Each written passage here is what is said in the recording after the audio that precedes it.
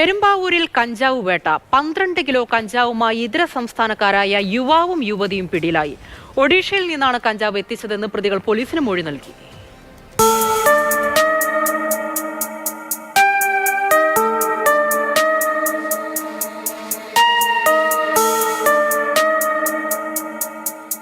ഓട്ടോറിക്ഷയിൽ കടത്തുന്നതിനിടെയാണ് കഞ്ചാവ് പിടികൂടിയത്. പിടിച്ചെടുത്ത കഞ്ചാവിന് 5 ലക്ഷം രൂപയോളം വിപണി വില വരും. പശ്ചിമബംഗാൾ സ്വദേശികളായ സൈഫുൽ ഇസ്ലാം ഷെയ്ഖ്, ചമ്പ കൗൾ എന്നിവരാണ് പോലീസിന്റെ വലയിലായത്. ട്രോളി ബാഗിലും മറ്റൊരു ബാഗിലുമായാണ് കഞ്ചാവ് പൊതികൾ സൂക്ഷിച്ചിരുന്നത്. 8 പൊതികളുണ്ടായിരുന്നു. ഒഡീഷയിൽ നിന്നാണ് കഞ്ചാവ് എത്തിച്ചതെന്ന് പ്രതികൾ പോലീസിനോട് പറഞ്ഞു. അങ്കമാലിയിൽ ട്രെയിൻ ഇറങ്ങി ഓട്ടോയിൽ പെരുമ്പാവൂരിലേക്ക് പോകുന്നതിനിടെയാണ് ഇവർ പിടിയിലായത്. ഇവർ രണ്ടുപേരും തൊട്ടടുത്ത വാടക മുറികളിൽ താമസിക്കുന്നവരാണ്.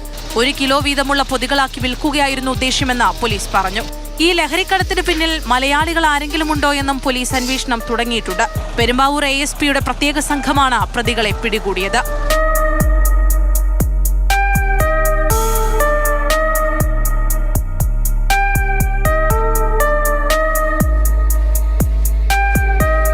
മാതൃഭൂമി ന്യൂസ്, കൊച്ചി.